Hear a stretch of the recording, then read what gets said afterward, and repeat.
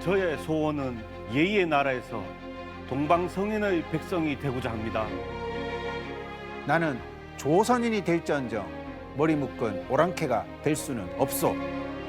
진정성이 느껴지시죠? 때는 바야흐로 조선시대 중국과 일본에서 건너와서 대구에 뿌리를 내린 두 이방인 이야기입니다. 바로 두사충과 김충선인데요. 대구와는 어떻게 또 인연을 맺게 됐는지 오늘 찬찬히 이야기 나눠보겠습니다.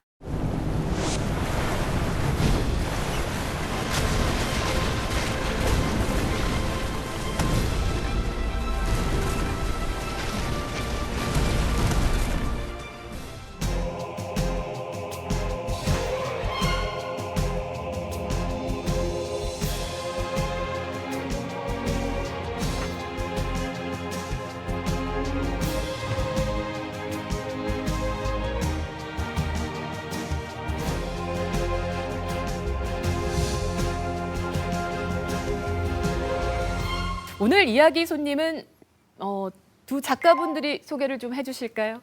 제 옆에 계신 대구 가톨릭대학교 역사교육과 이민웅 교수님 소개해드리겠습니다. 예, 안녕하세요.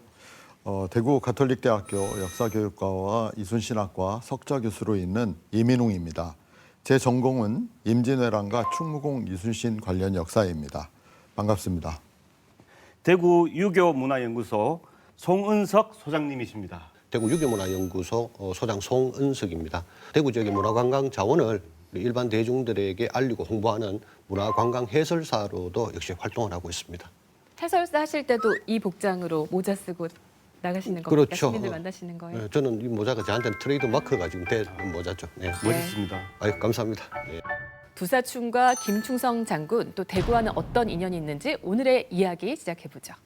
제3에서 김충선이라는 이름은 직간접적으로 제가 한번 찾아보기도 하고 들어본 적은 있지만 두사충에 대해서는 정말 드물거든요. 잘 모르고 있었던 인물인데 오늘 정말 시민의 품격 시간에 우리가 몰랐던 것들 좀 하나하나 알아가는 그런 시간이 되면 좋겠습니다.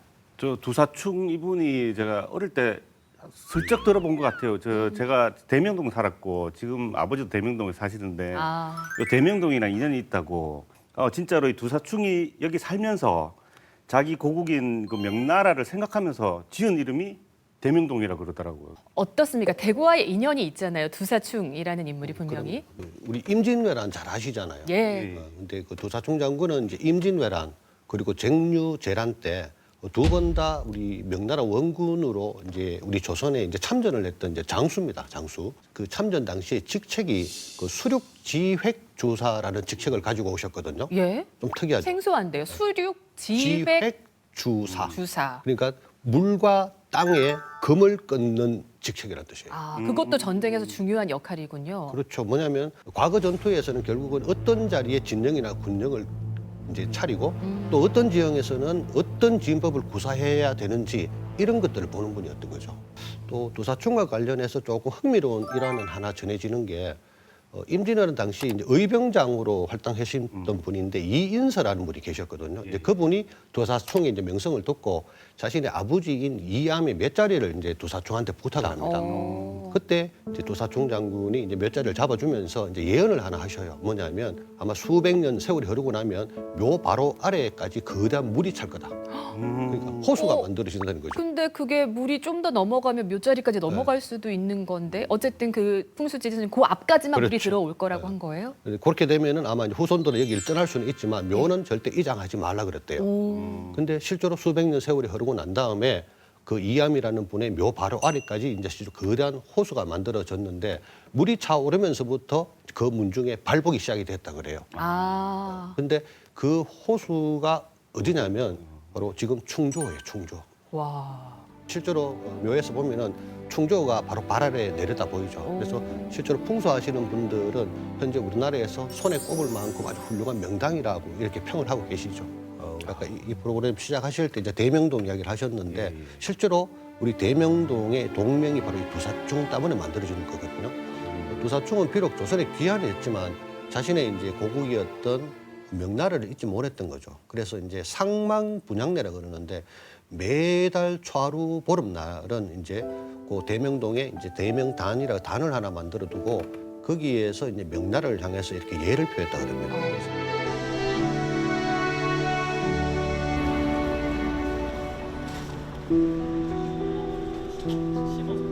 또 한 분의 김충선 장군도 사실 또 장수로 참전을 하시는 거잖아요. 근데 명나라 원군으로 온 것과 또 일본에서 어떻게 보면 임진왜란 때 적군으로 온 좀 차이가 있는 것 같아요. 김충선의 본 이름은 사야가로 1571년 선조 4년에 일본에서 태어났습니다.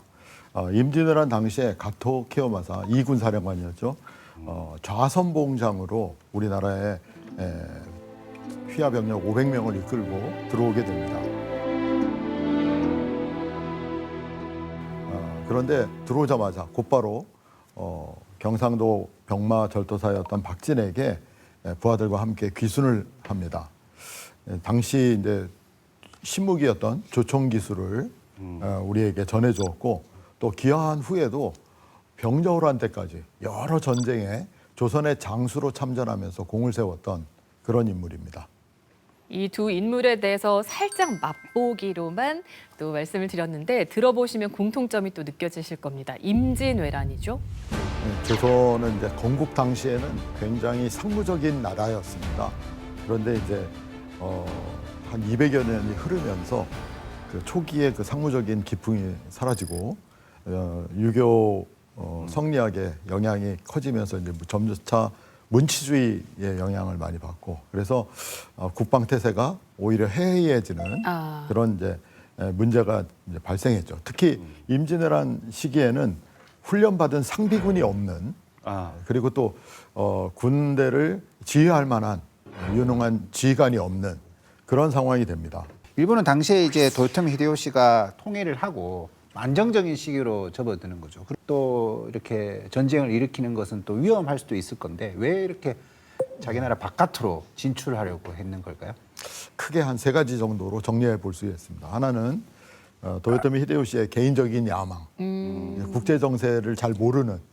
그리고 둘은 불완전한 통일을 이루고 난 다음에 굉장히 강력한 다이묘들이 많았기 때문에 그들의 무력을 바깥으로 돌리는 외침을 하는 그게 두 번째고요. 세 번째는 16세기에 중단되었던 조선과 명나라와의 국제 무역을 재개하기 위한 경제적인 이유로 침략했다는 명분 없는 침략 전쟁이면서 7년간의 소모 전쟁 그리고 경제 전쟁, 문화 전쟁이었던 것이 뭐 임진왜란이라고 할 수 있습니다.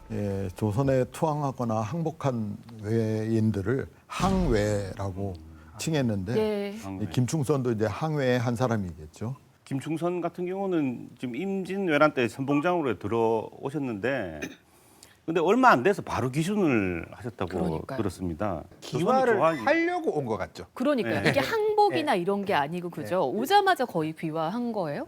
전쟁이 발발했을 당시만 해도 일본이 아주 월등하게 우세했었죠. 그런데도 불구하고 이 김충선은 조선 땅에 발을 디디자마자 불과 일주일 만에 이제 항복 의사를 밝히죠. 그때 이제 강화서라는 글을 하나 써서 이제 바치는데 네. 그 강화서에 보면은 이런 문장이 나옵니다. 지금 제가 귀화하려 하면 지혜가 모자라서도 아니요, 힘이 모자라서도 아니며 용기가 없어서도 아니고 무기가 날카롭지 않아서도 아닙니다 하면서 다만 저의 소원은 예의의 나라에서 동방성인의 백성이 되고자 할 뿐입니다 라고 이렇게 마무리를 짓죠.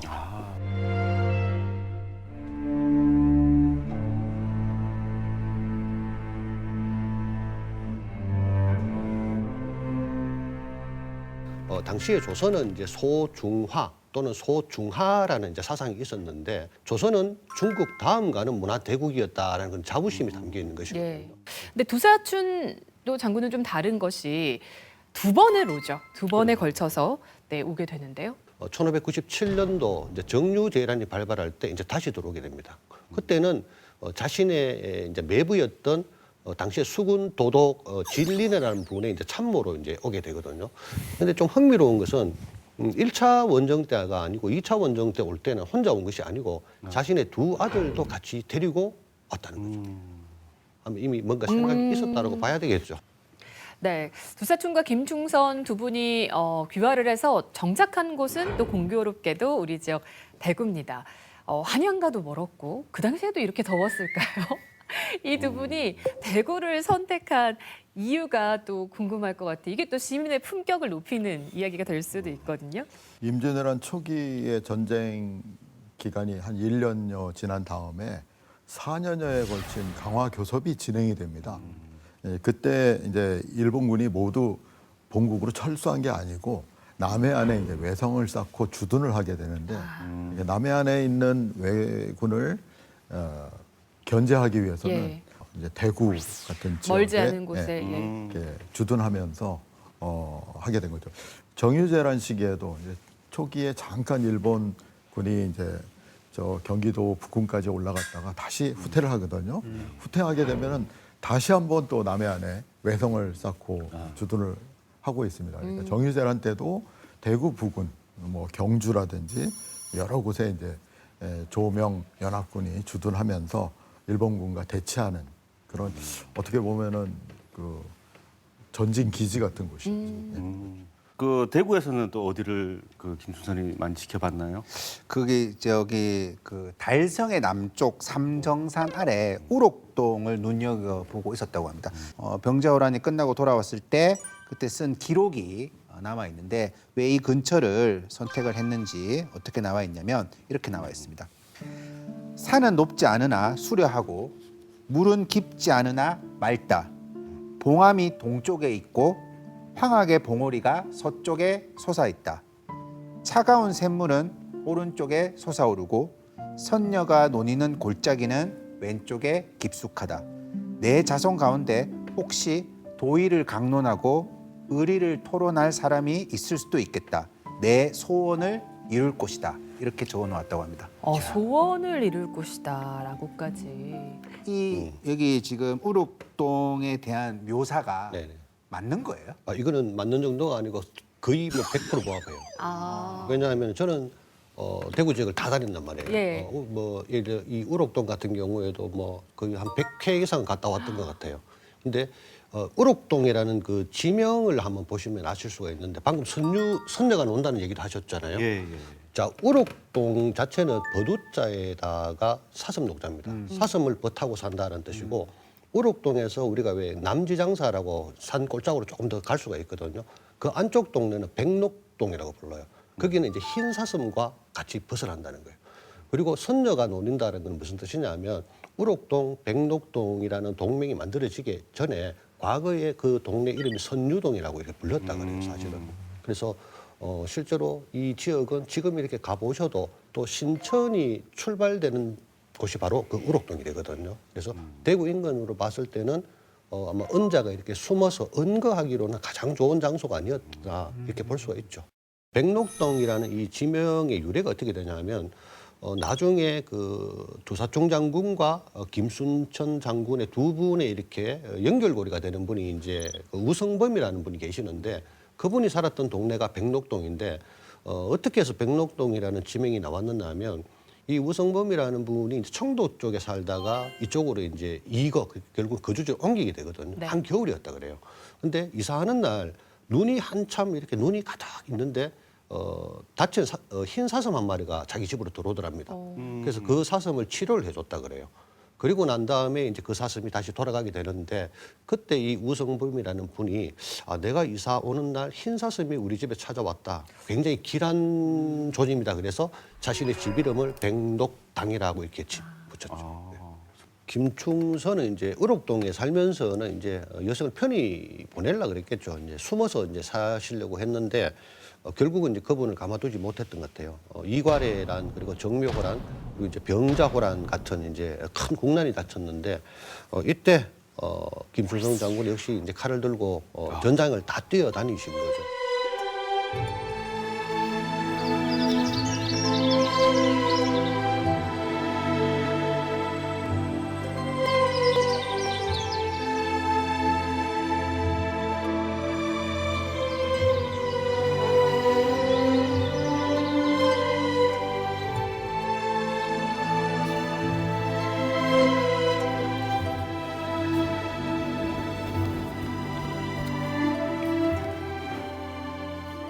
네, 아버지가 이쪽 가창 한 번씩 오시면서 여기 우호관이 있다, 서원도 있다, 한번 가보자 이러셔가지고 왔는데 좋은 것 같아요. 본인이 생각하셨을 때 옳지 않은 일을 하지 않으려는 그런 큰 용기를 가지신 분이었다는 생각이 들었어요. 전쟁을 하지 않기 위해서 기꺼이 남다른 결정을 했다는 건 대단한 일이라고 생각했습니다. 외군인데 받아준 것도 대단한 것 같고, 그래서 후손들이 여기서 잘 살고 계시는 거, 그리고 이런 걸 알리기 위해서 이런 곳이 있다는 것도 좋은 것 같아요.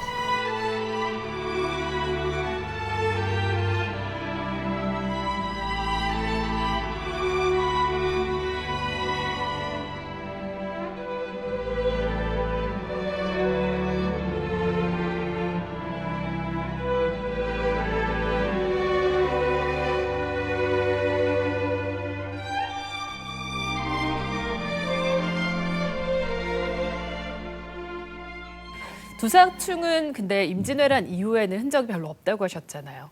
임진왜란 때 이제 명나라 원군이 오는 거는 사실은 굉장히 우여곡절이 많았었습니다. 이렇게 임진왜란이 92년 4월 달에 발발을 하고 한 8개월 정도 지난 이제 92년 12월 달 경에 이제 명나라 원군이 들어오게 되는데, 이 명나라 원군이 대구 땅에 발을 붙인 거는 1593년 5월 달이라 그래요.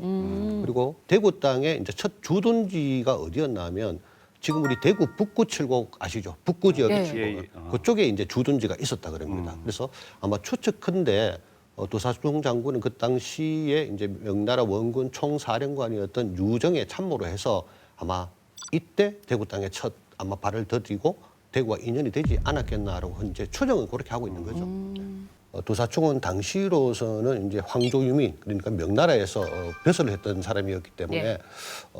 아마 선조가 조선 땅에서 어디에서 살고 싶으냐 그랬을 때 본인이 아마 달구벌, 즉 대구를 택했을 것 같고, 대구 안에서도 어디를 원하느냐 그랬을 때 아마 지금 우리가 아는 그 경상 감령 자리를 아마 스스로 아마 거기를 원했을 거라고 이렇게 추정을 하는 거죠. 지금 경상 감령공원 그렇게 포정동 일대의 터를 잡고 난 다음에 네. 자신 아들에게 그렇게 했다 그러죠. 이 터는 하루에 1000냥이 나오는 명당이다. 잘 지켜라라고 이렇게 명을 했다. 근데 결국은 그 뒷이야기를 살펴보면 그거하고 좀 연결이 될 것 같아요. 실제로 경상감염이 그렇죠. 들어오잖아요. 근데 옆 동네인 이제 계산동으로 이사를 가시게 돼요. 네. 근데 그 당시에도 당연히 그냥 가지는 않았겠죠. 아마 조정에서, 여기는 아마 대구 정도가 아니고 조정에서 아마 경상 감령이 들어왔어야 되니까 조정에서 엄청난 보상을 해주지 않았겠느냐. 이분들이 이렇게 기화도 하고 넘어왔으면 그 당시 최고의 어떤 실세에 뭔가 연결이 되어야 될 거 그럼. 아니겠습니까? 임진왜란, 정유재란 이런 거 잘 구별 못할 수도 있지만 이순신 장군을 빼놓고는 이걸 네. 언급하지 않잖아요. 그렇죠. 그렇다면 이제 두사충부터 이순신 장군과는 또 어떤 인연이 있었을까?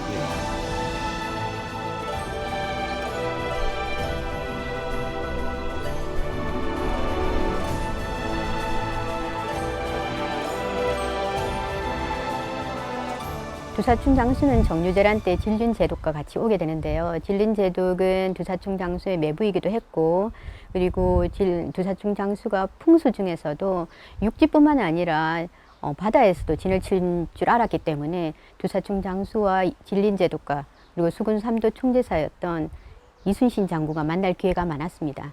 세 사람은 같이 만나서 서로 술잔을 기울이면서 진법과 전술과 전략에 대해서 논의를 했었고요. 오랫동안 그렇게 만나게 되면서 서로를 아끼고 존중하는 그런 절친한 법이 되어갔습니다. 당시 이제 진린이 이순신보다 2살이 많은데 굉장히 이순신에게 감명을 많이 받은 것 같아요. 그래서 선조 임금에게 네. 이순신에 대해서 뭐라고 그랬냐면은 경천 위지지제 보촌 요길지공, 어떤 뜻이에요? 천하를 경영할 수 있는 재주를 가졌고 국가에 큰 공을 세웠다. 이순신은 나쁘게 말하는 사람이 없어요. 나쁘게 말하는 사람이 없어요. 불세출의 영웅입니다, 정말. 대체 이 전쟁은 무엇입니까? 의와 불의의 싸움이지. 준사도 무엇이다? 고토노 고비요. 코코레 뜨오른다. 쇼메와 지키는 길.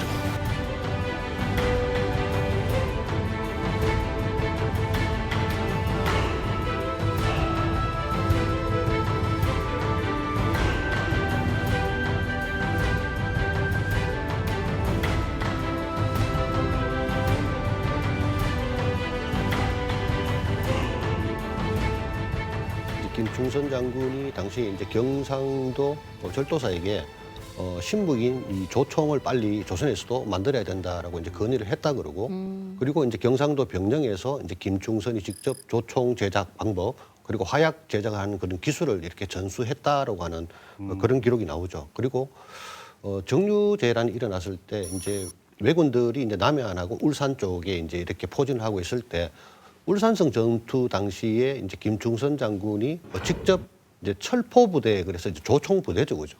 철포부대를 이제 자기가 직접 만들어서 맹활약을 했다라는 그런 기록도 일단 확인은 되고 있습니다. 그렇죠. 그뿐만 아니라 그는 임진왜란 때부터 병자호란 때까지 임진왜란 이후에 거의 40년 이후의 전쟁이 병자호란인데. 그럼 20대부터 60대까지 전장에 그렇죠. 조선을 위해서 싸우신 거예요? 60대 중반 이후까지 까지도? 전장을 누볐던 조선의 장수가 되어서 그렇죠. 이런 이유 때문에 선조 임금이 굉장히 고마워했던 것 같아요.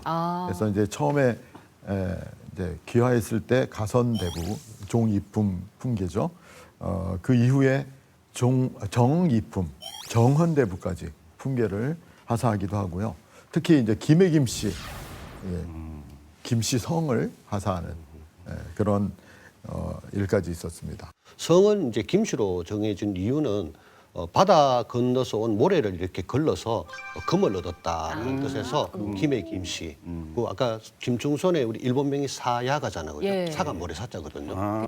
그리고 충선이라는 이름은 뭐냐면 이제 조선에 충을 다한 아주 그 선한 인물이라는 뜻에서 이제 충선이라는 이름을 하사한 거죠. 두사충하고 약간 좀 입장이 달랐을 수는 있을 것 같아요. 두사충은 왜 조선에 이런 기술자 없잖아 그러면서 다 와가지고 뭐 이순신 장군 존경하고 뭐 이런 개념이라면 이 김충선은 있는 걸 다 보여줘야지 인정을 받을 수 있는 어떤 위치일 수도 있겠죠. 그래서 정말 진심을 다해가지고 자기가 알고 있는 모든 기술을 우리가 뭐 군인이라고 다 총 만들 수 있는 거 아니거든요. 네. 근데 굉장히 기술자이기도 하고 굉장히 브레인이기도 한데 자기가 일본을 떠난 게 진심이었다라는 걸 보여준 게 그분의 삶인 것 같아요. 이순신 장군은 사실 뭐 병사들도 워낙 애틋하게 아끼고 또 백성들도 사랑하고 그러지 않으셨습니까? 근데 이렇게 나라를 넘나들어서 그 포용력이 참 대단하신 분이다 이런 생각 새삼 또 들고요. 또 교수님께서 2022년에 전국 최초로 이순신 학과를 또 만드신 분 아니겠습니까? 저는 그 이순신 장군을 소통의 달인이라고 좀 소개하고 다니는데요. 임금부터 왕부터 천민까지 아주 고루고루 소통하셨고 심지어는 이제 항회를 위해서 잔치와 놀이마당까지 만들어줬던 그런 이야기가 이제 나중일기에 나오거든요. 뛰어난 리더십을 발휘하기 위해서 모든 분들하고 소통했던 그런 장군이 아닌가 이렇게 생각이 됩니다. 그 조선은 이제 태조 때부터 다문화 정책의 어떤 기본 틀이 이제 있었다 그래요. 다문화 정책 틀. 요즘 말로 표현하면 이제 왜 오는 자 막지 않고 가는 자 붙들지 않는다라는 이제 그런 이제 틀이 있었다 그러는데 제가 20대 때의 사령관인데요.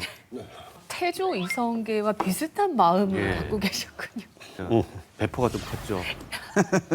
일단 귀화해 있는 분들은 어떻게 하냐면 거주지는 일단은 제한을 두는 거예요. 제한을 두고 그다음에 이제 3년마다 이제 호구 조사를 할 때에는 네. 이 귀화인들에 대해서는 이제 별도로 등록을 하고 별도 관리를 했다 그래요. 근데 그리고 또 귀화인들 중에는 우리 김충선 장군처럼 또 이렇게 나라에 공을 세웠던 분들이 계시잖아요. 네. 이제 이런 분들에 대해서는 이제 뭐 과거 시험도 해주게 하고 또 우리 경국 대전에 보면 그런 내용이 나온다 그래요. 어떤 귀화인이지만 이제 특별한 공이 있는 경우에는 특별 전역으로 이제 관리 임명을 해주기도 하고 지배계층으로까지 올라갈 수 있게 이렇게 기회를 줬다 그러는데 그 임난 직후에 명나라에서 귀화했던 그 명나라 사람들 중에 우리 조선 조정에서 정삼품 이상까지 올라가는 인물이 한 80여 명 정도 된다고 해요. 많은 거 아니에요?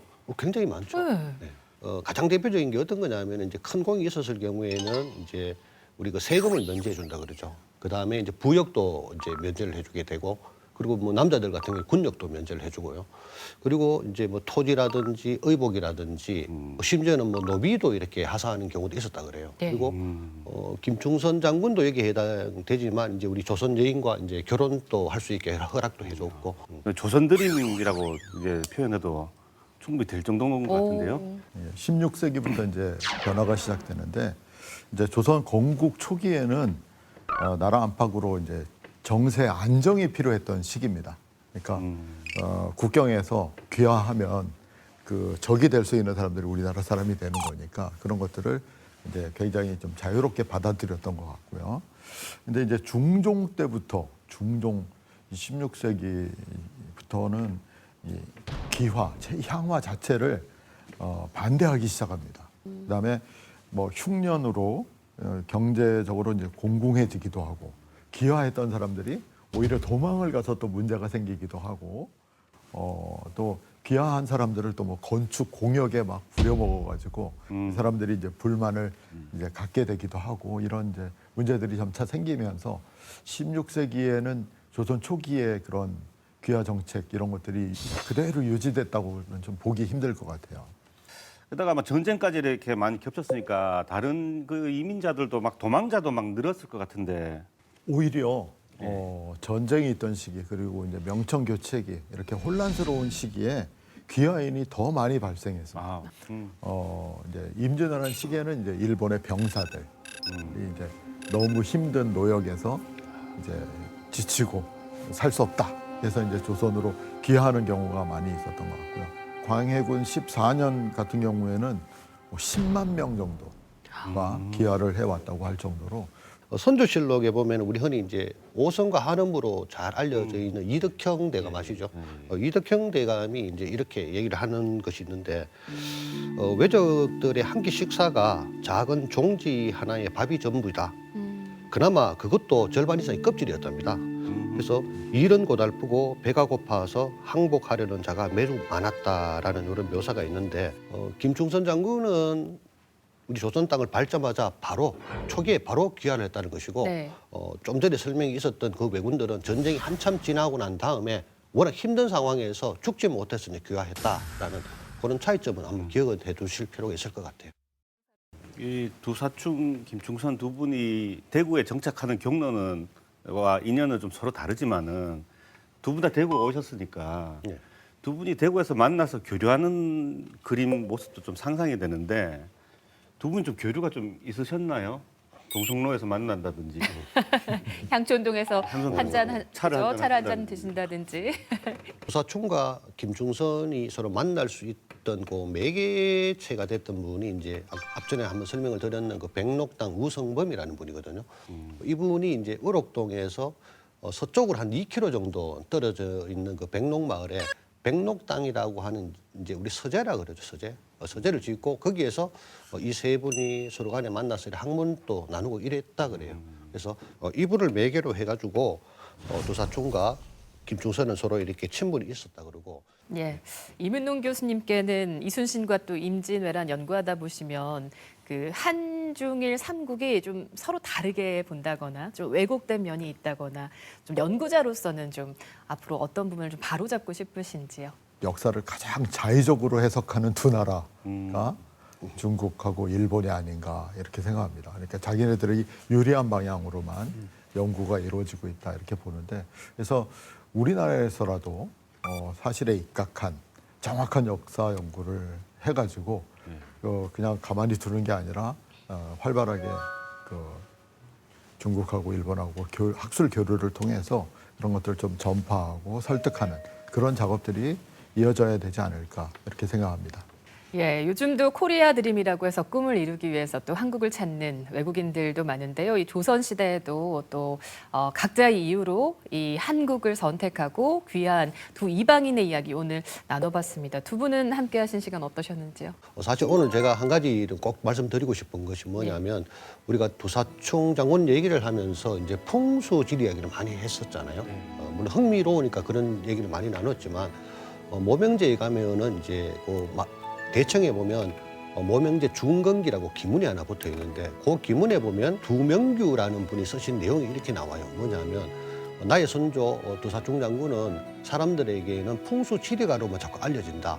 근데 그게 너무 가슴이 아프다. 실제로 우리 선조는 명나라 신화로 끝까지 그게 청나라의 신화가 아니고 명나라의 신화를 지키기 위해서 나라까지 저버리고 조선에 귀화를 할 정도로 명나라의 신화를 고수했던 진정한 숭정처사였는데 이런 부분들이 알려지지 않고 자꾸 풍수 지리가로만 알려지는 게 좀 안타깝다라고 하는 그런 내용들이 좀 기억에 남는 것 같습니다. 예. 사람은 언제나 섞여서 사는 거였다라고 한번 말씀을 드리고 싶고, 그러니까 뭐 가도기가 있고 그러지만 서로 교집합을 찾아내서 장점을 더 확대시킬 수 있는 방법을 고민할 때 그 공동체는 더 건강해지고 더 발전할 수 있지 않았을까라는 그런 이제 기감적인 사례로 계속 우리가 언급되어야 하지 않을까, 이 두 분의 사례가 그렇게 생각해 봅니다.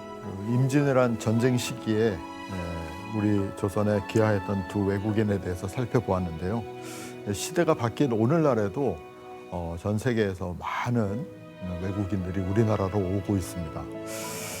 이들과 함께 어울려서 공존할 수 있는 오픈된 어떤 글로벌한 사고뿐만이 아니라 이들이 이제 정착하고 살 수 있는 어떤 제도적인 그들의 삶을 보장해 줄 수 있는 그러한 대책도 세워야 할 시점이 아닌가 이렇게 생각을 해봅니다. 오늘 두사충과 김충선, 조선을 선택한 두 이방인의 이야기를 나누면서 저희의 시야도 좀 더 넓어진 것 같고요. 마음도 훨씬 더 좀 포용력이 커진 것 같다, 이런 생각이 듭니다. 아는 만큼 보인다라는 말을 남기면서 로컬 인문학 토크쇼 시민의 품격, 오늘은 여기까지입니다. 다음 주에 뵙죠.